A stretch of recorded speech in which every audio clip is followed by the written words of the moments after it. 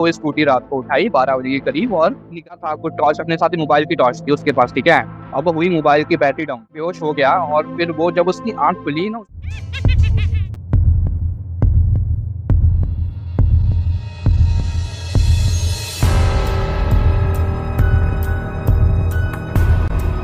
आज मैं जो तुझे स्टोरी सुनाऊंगा ना उससे सुन के तेरी चीखें निकल जाएंगी। भाई क्यों? अरे अरे स्टोरी ही ऐसी है, चीखें तो निकलेगी, चल थोड़ा तो सोचने मजबूर हो जाएगा क्या हुआ, ठीक है। तो हुआ यूं कि मेरे दोस्त के अंकल के उसका जो बेटा है, ठीक है, उनका तो उनके साथ हुआ था ये इंसिडेंट। अच्छा। तो हुआ यूं कि उनका जो आई थिंक ये स्टोरी ना 2015 की है, ठीक है। उनका जो बेटा है वो अपने कॉलेज में था, ठीक है, कॉलेज टाइम में था। कॉलेज टाइम में रहने से वो अपने कॉलेज उनकी जो ट्रिप गई थी, ठीक है, उनकी कॉलेज वो गई थी राजस्थान गई थी, ठीक है। तो राजस्थान उसके पापा ने मना किया था मत जा, वही नहीं जा रहा। फिर उसके लेकिन बेटे ने कहा कि सबके साथ जा रहा हूँ, फ्रेंड के साथ जा रहा हूँ, एक ही बार मौका मिलता है, जाने दो, ठीक है। फिर रो पिट के फिर जाने दिया उसको, हो गया। आई थिंक वो 2-3 दिन का स्टे था, 3 दिन का स्टे लगा लिया, ठीक है, उनका था। एंड उस 3 दिन के स्टे में काफी मजा किया उन्होंने। फिर 1-2 दिन बीत गए, ठीक है। उसके बाद उनके किसी उसको पता था वो ना, वो ऐसी हॉरर चीजों के बारे में काफी शौकीन बंदा था, ठीक है। मानता था इन सब चीजों? हाँ मानता था। तो उसे ना पता था कि पता राजस्थान में भांगड़ करके किला है, ठीक है। सुना है मैंने। काफी पॉपुलर है। ये अपने दोस्तों के साथ गया था, ठीक है, पहले शुरुआत में भांगड़ किला। लेकिन उस दिन भांगड़ किला बंद था, ठीक है। उससे बाहर एक वॉचमैन खड़ा होता है, तो उसने कहा कि बंद पड़ा है आज, मत आना और किसी को हम लेके मत आना। उन्होंने काफी रिक्वेस्ट की कि जाने दो, हमारा आज लास्ट डे ट्रिप का, हमें प्लीज एक्सप्लोर करने दो, ठीक है। बट वॉचमैन ने कहा कि नहीं भाई, सॉरी बंद पड़ा है, वो आप नहीं जा सकते, आज आप विजिट नहीं कर सकते हो। फिर वो उदास होकर चले गए सारे दोस्त। बट आज उनका आखिरी दिन था, तो कल सुबह उन्हें निकलना था, अर्ली मॉर्निंग, आई थिंक 5 बजे उन्हें निकलना था। अब रात को वो उठा, अब पता नहीं क्या हुआ भाई। अब रात को तो कौन से चोल मच गई कि भाई अब कहता है कि भाई मैं अब रोज रोज तो राजस्थान आऊंगा नहीं। तो भाई वो केला भानगढ़ की ओर निकल गया, क्योंकि भाई उन्होंने रेंट पे ना कुछ स्कूटी वगैरह ली हुई थी एक्सप्लोर करने के लिए। तो वो स्कूटी रात को उठाई 12 बजे के करीब और निकल गया भानगढ़ की तरफ। हिम्मत नहीं थी, चल थी सिर्फ। रिश्तेदार तो तेरा ही है ना। अरे अरे हसदे चेहरिਆਂ ਦਾ मतलब ये नहीं ਹੁੰਦਾ कि उन्होंने कोई तकलीफ नहीं होती। क्या करे, फोन में है भाई अपने, क्या करे। अरे बस भाई चल थी, वो रात को 12 बजे निकल गया भानगढ़ की और पता नहीं था उसे कुछ, और साथ में किसी को लेके भी नहीं गया ना, वो ये दिक्कत थी ना। वो अकेला गया, उसको जाते जाते कम से कम उसका कैंप जो था वो थोड़ा दूर था, तो उससे आधा घंटा लग गया, ठीक है, आधा 1 घंटा लग गया।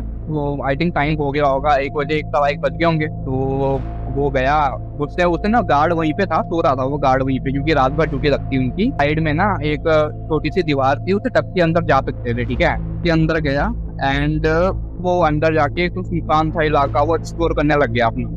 हुआ यूं कि वो जब गया एक्सप्लोर किया तो ना वहाँ पे ना काफी की बारिश हुई हुई थी उस समय। तो बस फिर वहाँ पे जो अंधेरा था, कुछ टॉर्च अपने साथ ही मोबाइल की टॉर्च थी उसके पास, ठीक है। अब हुई मोबाइल की बैटरी डाउन, मोबाइल की बैटरी हुई डाउन। अब क्योंकि अब वॉचमैन बाहर था, ठीक है, बाहर तो जा नहीं सकता था, ठीक है। अब वो रास्ता भूल गया, क्योंकि भानगढ़ किला बड़ा है यार, बड़ा किला है। अब रास्ता भूल गया, तो फिर उससे ना कुछ एक स्लिपरी सरफेस पे वो फिसल गया। फिसल के उसके सर पे चोट लग गई और वो बेहोश हो गया।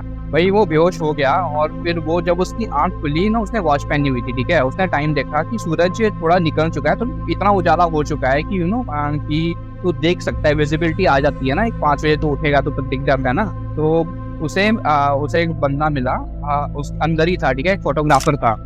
तो उसे लगा कि फोटोग्राफर भी चालू होते हैं ना, कि वही आ गया होगा अपनी वही फोटो खींचने। अंदर फोटोग्राफर ने उसको उठाया और पूछा कि भाई क्या कर रहे हो यहाँ पे।